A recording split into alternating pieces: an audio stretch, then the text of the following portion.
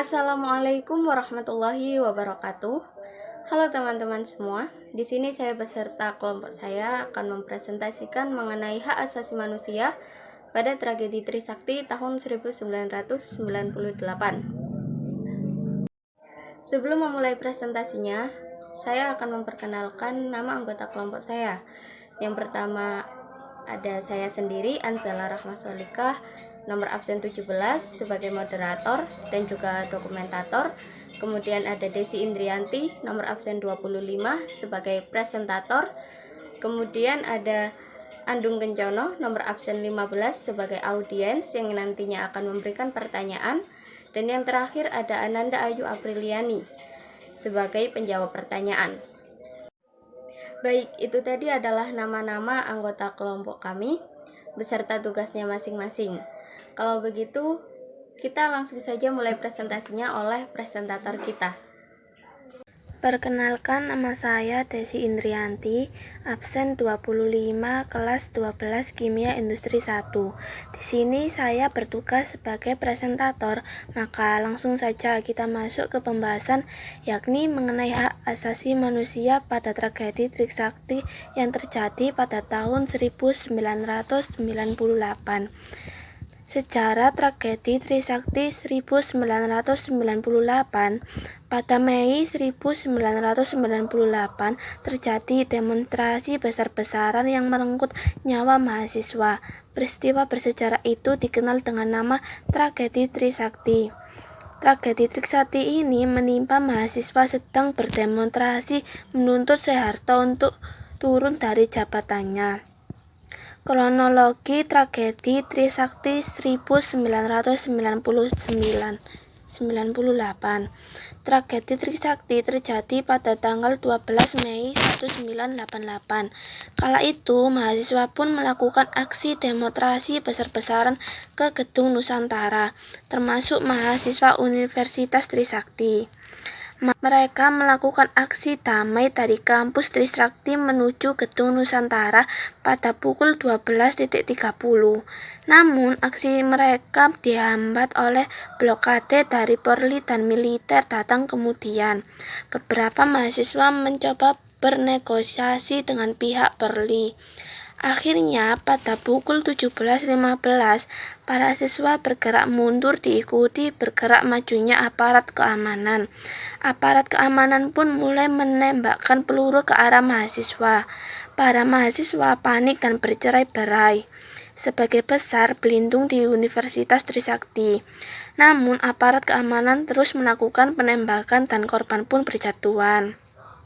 Satuan pengamanan yang berada di lokasi pada saat itu adalah Brimob, Batalion Kavaleri 9, Batalion Infanteri 203, Artileri Pertahanan Udara Konstrat, Batalion Infanteri 202, pasukan anti huru-hara Kodam serta pasukan bermotor. Mereka dilengkapi dengan tameng, gas air mata, setir, dan SS-1. Pada pukul 20.00 dipastikan 4 orang mahasiswa tewas tertembak dan 1 orang dalam keadaan kritis. Meskipun pihak aparat keamanan membantah telah menggunakan peluru tajam, hasil otopsi menunjukkan kematian disebabkan peluru tajam. Hasil sementara diprediksi peluru tersebut hasil pantulan dari tanah. Peluru tajam untuk tembakan peringatan. Peristiwa tersebut kemudian menyulutkan semangat mahasiswa adanya demonstrasi yang lebih besar pada 13-14 Mei 1998. Kondisi bangsa yang semakin tidak terkendali akhirnya memaksa Soeharto untuk meletakkan jabatannya di depan Mahkamah Agung pada tanggal 21 Mei 1998 pukul 10 pagi. Pada saat yang sama, Soeharto kemudian menunjukkan wakilnya, B.J. Habibie, untuk menggantikan posisinya.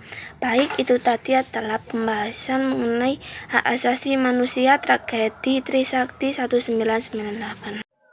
Baik, selanjutnya kita masuk pada sesi tanya-jawab yang akan dilakukan oleh audiens dan juga penjawab pertanyaan. Kepada audiens, saya persilahkan untuk memberikan pertanyaan.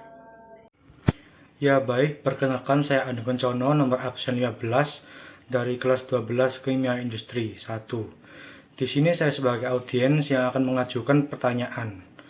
Untuk pertanyaan yang pertama, yakni apa hak yang dilanggar pada tragedi Trisakti 1998?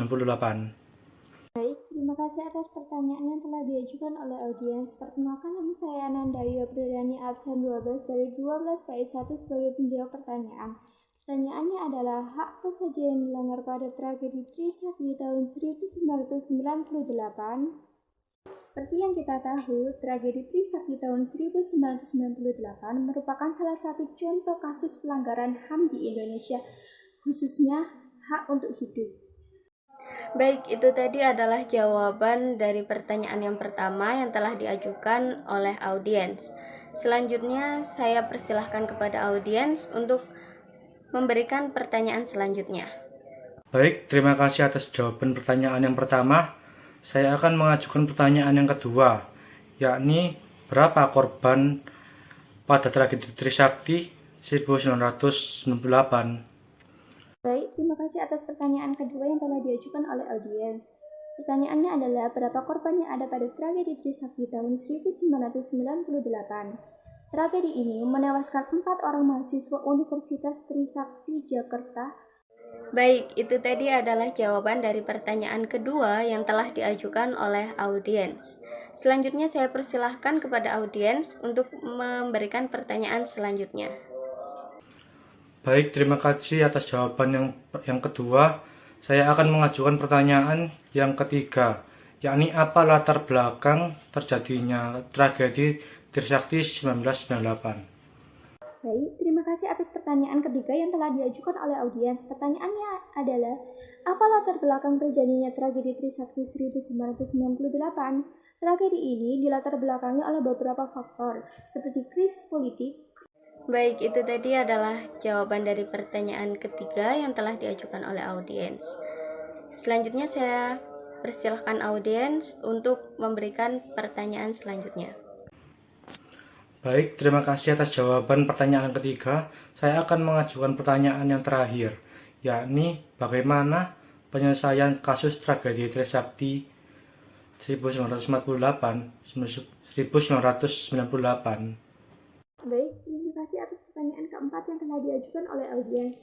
Pertanyaannya adalah, bagaimana penyelesaian kasus tragedi Trisakti? Penyelesaian ini dengan membentuk Undang-Undang Hak Asasi Manusia Nomor 39 Tahun 1999. Baik, itu tadi adalah jawaban dari pertanyaan yang terakhir. Saya ucapkan terima kasih kepada audiens yang sudah memberikan pertanyaan. Dan juga saya ucapkan terima kasih kepada penjawab pertanyaan yang sudah bersedia untuk menjawab pertanyaan dari audiens. Baik teman-teman sekalian, setelah tadi kita mendengarkan pemaparan materi yang telah dipaparkan oleh presentator kita, kemudian kita juga sudah mendengar sesi tanya jawab yang dilakukan oleh audiens dan juga penjawab pertanyaan. Maka pada presentasi kali ini dapat kita tarik kesimpulan bahwa tragedi Trisakti ini merupakan peristiwa penembakan yang terjadi pada tanggal 12 Mei 1998 terhadap sejumlah mahasiswa saat melakukan demonstrasi menuntut Presiden Soeharto untuk turun dari jabatannya. Kejadian ini menewaskan 4 mahasiswa dari Universitas Trisakti di Jakarta, Indonesia, serta puluhan lainnya luka. Mereka yang tewas adalah Elang Mulia Lesmana, Heri Hertanto, Hafidin Royan, dan Hendriawan Sie.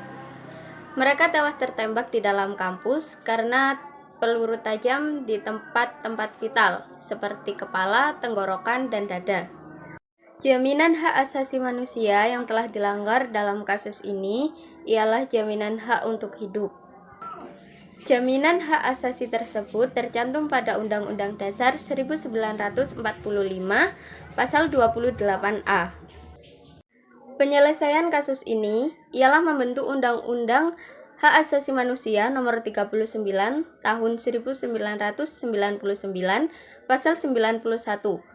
Undang-undang itu menyebutkan Komisi Nasional Hak Asasi Manusia harus menghentikan penyidikan kasus ini jika sudah ada upaya hukum lainnya, Sementara itu, para pelaku penembakan sudah dihukum melalui pengadilan militer pada tahun 2001.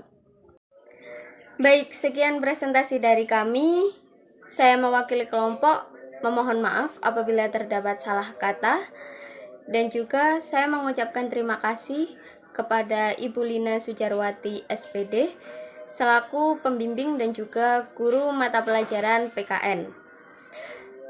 Dan juga saya mengucapkan terima kasih kepada teman-teman semuanya yang sudah bersedia meluangkan waktunya untuk menyimak presentasi dari kelompok kami.